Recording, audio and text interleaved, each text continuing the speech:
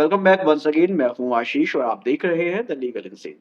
आज के इस पर्टिकुलर वीडियो में हम बात करेंगे कि जब पत्नी केस फाइल करती है, 498 का केस फाइल करती है, डोमेस्टिक वायलेंस का केस फाइल करती है, मेंटेनेंस का केस फाइल करती है, कोई भी केस जब वो फाइल करती है और केस को प्रूव करने के लिए या केस को अपने सपोर्ट करने के लिए वो एविडेंसेस जो फाइल करती है वो या तो झूठे होते हैं, फोर्स्ड होते हैं या फैब्रिकेटेड होते हैं, झूठी कहानियों पर केस फाइल हो जाता है। तो इस पर्टिकुलर सिचुएशन में हस्बैंड अपने आप को डिफेंड करने के अलावा और क्या कर सकता है?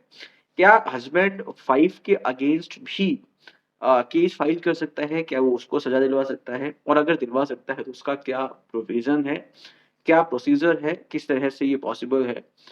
इसको समझना ज़रूरी है, क्योंकि सिर्फ़ अपने आप को डिफेंड करना ही ज़रूरी नहीं है।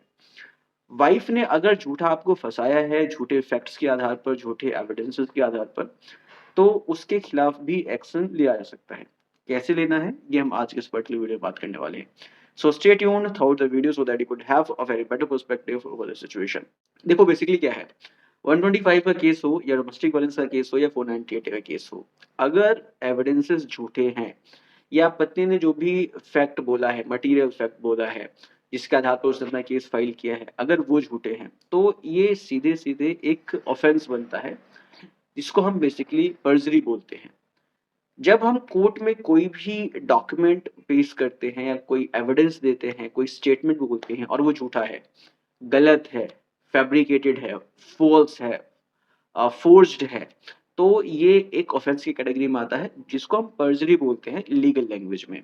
और अगर कोई भी व्यक्ति पर्जरी कमिट करता है तो उसके खिलाफ कोर्ट खुद कॉग्निजेंस ले सकती है।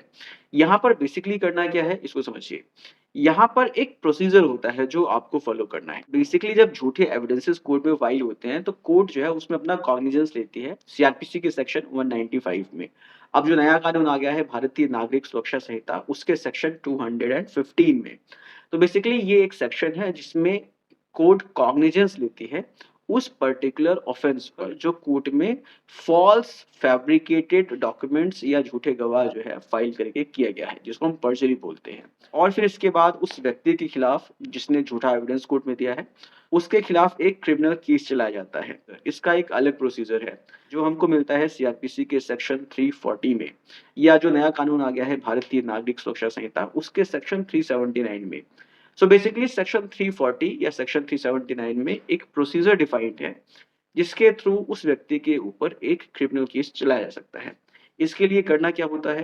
तो बेसिकली अगर पत्नी ने कोई भी झूठा एविडेंस कोर्ट में दिया है या झूठी स्टेटमेंट दी है, तो फिर यहाँ पर सीआरपीसी के सेक्शन 340 में या बीएनएसएस के सेक्शन 379 में एक एप्लीकेशन फाइल होगी कोर्ट में।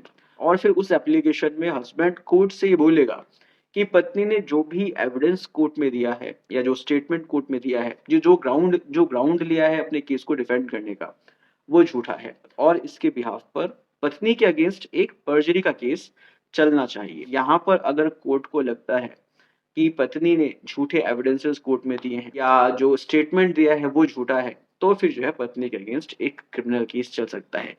लेकिन ये सब इतना आसान है नहीं। आसान क्यों नहीं है? यहाँ पर सेक्शन 340 का प्रोसीजर तब स्टार्ट होगा जब कोर्ट फुली सैटिस्फाई हो जाएगी कि पत्नी ने झूठा एविडेंस दिया है, पत्नी का जो स्टेटमेंट है वो झूठा है, या पत्नी ने जिस ग्राउंड पर केस फाइल किया है वो फोर्स्ड एंड फैब्रिकेटेड है। यहाँ पर बेसिकली आपको जो है पहले कोर्ट में वो एविडेंसेस लाने पड़ेंगे जो ये प्रूव करे कि पत्नी का केस झूठा है। एग्जाम्पल के तौर पर, अगर पत्नी ने अपने इनकम एफिडेविट में बताया है कि वो कहीं वर्किंग नहीं है, उसने अपने मेंटेनेंस के केस में कहा कि वो वर्किंग नहीं है। अब यहाँ पर इस सिचुएशन में अगर आप ये प्रूव कर सकते हैं कि पत्नी किसी पर्टिकुलर कंपनी में एम्प्लॉयड है और उस कंपनी की जो डिटेल्स हैं, जो ये शो करें कि पत्नी जो है एम्प्लॉयड है, अगर आप वो कोर्ट में ला सकते हैं या आपने कोर्ट में वो लाकर दे दिया, तो फिर यहाँ पर कोर्ट जो है सैटिस्फाई हो जाएगी। और फिर इसके बाद जो पत्नी ने फॉल्स इनकम एफिडेविट दिया है, उसके बेसिस पर उसके खिलाफ 340 का प्रोसीजर स्टार्ट हो जाएगा। लेकिन अगर आप जो है कोई एविडेंस नहीं लाते हैं ये प्रूव करने के लिए कि पत्नी ने जो बोला है वो झूठ बोला है, उसने गलत ग्राउंड पे केस फाइल किया है, तो फिर आप जो है ये प्रूव नहीं कर पाएंगे कि पत्नी ने पर्जरी किया है। और जो है उसके खिलाफ फिर सेक्शन 340 में कोई भी प्रोसीजर स्टार्ट नहीं होगा। सो बेसिकली यहाँ पर ये चीज़ ध्यान में रखना है कि अगर पत्नी ने झूठा स्टेटमेंट दिया है या झूठा एविडेंस कोर्ट में उसने दिया है, तो आपको भी जो है उसके अगेंस्ट उन चीज़ों को कोर्ट में रखना पड़ेगा, जो ये प्रूव कर सके कि जो पत्नी ने एविडेंस दिया है या जो स्टेटमेंट दिया है या जिस ग्राउंड पे उसने केस फाइल किया है, वो झूठा है। अगर आप पत्नी के झूठे एविडेंसेस के खिलाफ कोई भी एविडेंस ला पाते हैं, कोई भी सबूत ला पाते हैं, तो उसके खिलाफ जो है परजुरी का केस चल सकता है और इस तरह से आप जो है पत्नी को ही उसके केस में फँसा सकते हैं। तो बेसिकली अब आपको समझ में आ गया होगा कि जब पत्नी कोई झूठा केस फाइल कर रही है, तो फिर उसके खिलाफ कैसे आपको क्रिमिनल केस स्टार्ट करना है। उम्मीद करता हूँ कि वीडियो आपको इन्फॉर्मेटिव लगी होगी। अगर इन्फॉर्मेटिव लगी है तो इसको शेयर कीजिए। मिलते हैं नेक्स्ट वीडियो में। Take care, bye bye.